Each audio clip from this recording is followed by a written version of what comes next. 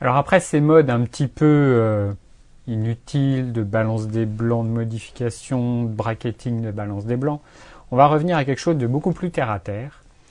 C'est quelques réglages du flash. Je vous ai déjà parlé dans le premier cours de la compensation du flash, avec plus ou moins, pour faire varier la puissance du flash par rapport au reste de l'exposition.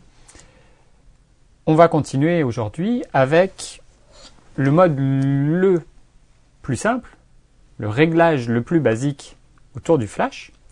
C'est tout simplement son activation. Donc ça, vous avez compris, quand vous êtes dans un mode manuel ou de priorité, un mode où vous avez la liberté de faire certains réglages, si vous voulez activer le flash, il suffit d'appuyer sur le bouton, ça sort le flash automatiquement. À partir de là, toutes les photos que vous ferez utiliseront le flash. Si vous le fermez, il ne sortira pas tout seul, il ne sera pas activé. Il n'y a pas de menu pour dire oui je veux le flash, non je ne veux pas le flash. C'est aussi un avantage, c'est que si jamais vous êtes dans un musée par exemple et que vous voulez vous assurer que jamais une photo sera prise au flash, si vous utilisez un de ces modes, priorité ouverture par exemple, vous êtes sûr que le flash ne sortira pas. Et vous ne vous ferez pas insulter par le gardien parce que c'était marqué qu'il fallait absolument pas utiliser le flash. Généralement dans les modes de l'autre côté, là où vous avez portrait, paysage, tout ça, vous avez aussi un mode dit sans flash. C'est genre un mode tout automatique, mais dans tous les cas, le flash ne sortira pas. Mais bon, autant rester dans votre priorité ouverture, ou dans votre mode manuel, ou priorité vitesse, comme vous voulez, et ne pas sortir le flash. Voilà, ça c'est la base. Alors, comment est-ce que le flash fonctionne et quels paramètres on a? Donc je vous ai dit la correction d'exposition qui est accessible souvent par un des boutons qui est ici, qui vous permet donc de plus ou moins avoir un éclair de flash important. L'autre grand classique, c'est l'antille rouge. Là, si vous voyez, quand je fais une photo, le flash est émis directement. Vous noterez que, alors je vais retirer le pare-soleil pour qu'on voit mieux, il y a une petite diode jaune ici qui est justement, qui est claire et qui peut servir, qui sert dans notre cas, d'antille rouge. C'est-à-dire que le fait d'émettre une lumière forte avant l'éclair du flash permet à la pupille du sujet que vous photographiez de se réduire et donc de limiter ce phénomène d'yeux rouges. Parce que qu'est-ce que c'est les yeux rouges? C'est tout simplement le fait que votre flash éclaire très puissamment le fond de l'œil, la rétine de votre sujet, et qui est donc en fait composé de vaisseaux sanguins, et donc on voit au travers de l'œil, on voit cette partie très, très irriguée qui ressort, et donc ça ressort rouge. Plus la pupille de l'œil est ouverte grande, plus le flash éclaire le fond de l'œil, et plus ça fait ressortir ce côté yeux rouge. Alors, il faut savoir que l'un des points très importants, c'est l'axe de l'éclairage. C'est-à-dire que si on voit le fond de l'œil, c'est parce que la lumière qui éclaire l'œil est dans l'axe de votre objectif. C'est-à-dire que votre lumière éclaire le fond de l'œil et ça se réfléchit et jusqu'à parvenir en réflexion à l'objectif.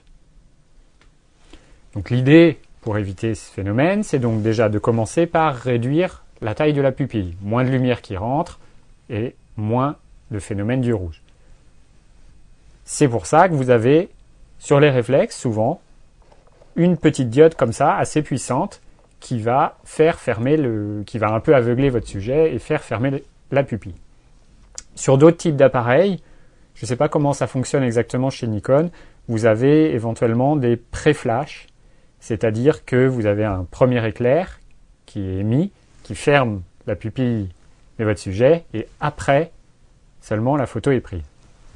Il faut savoir que Bon, déjà, je vous ai dit que le flash, d'autant plus intégré, c'était vraiment pas adapté pour faire de la photo de personnages. Si jamais vous y tenez, vous couperez pas à ce phénomène du rouge.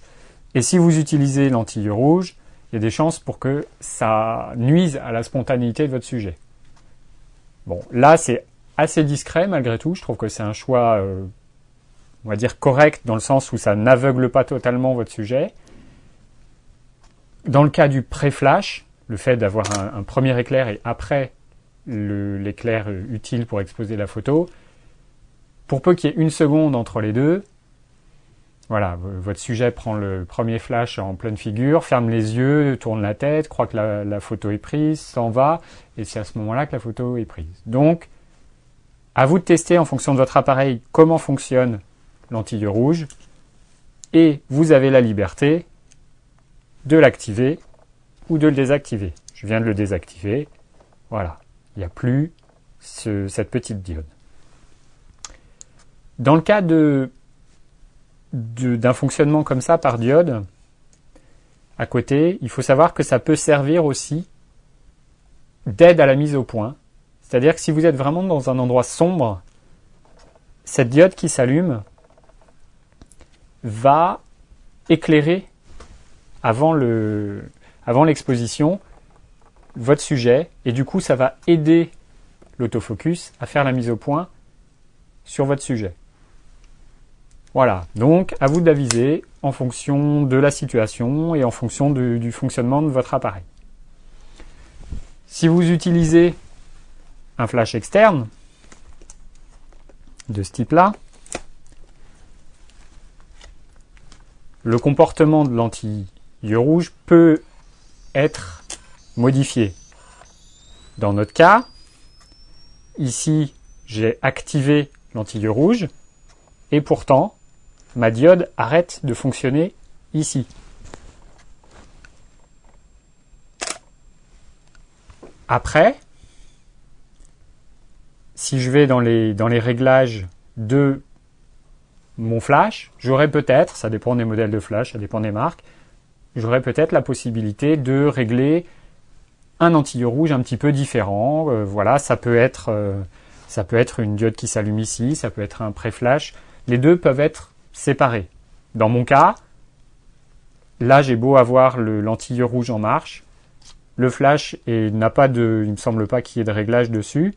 Je me souviens plus exactement, mais toujours est-il que là il y a plus d'anti rouge.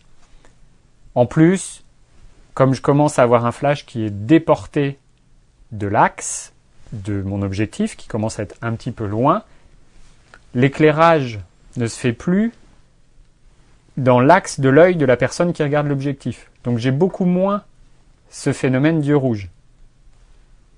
Donc ça n'a plus d'intérêt d'utiliser un système d'anti-yeux rouge quand on utilise ce type de flash.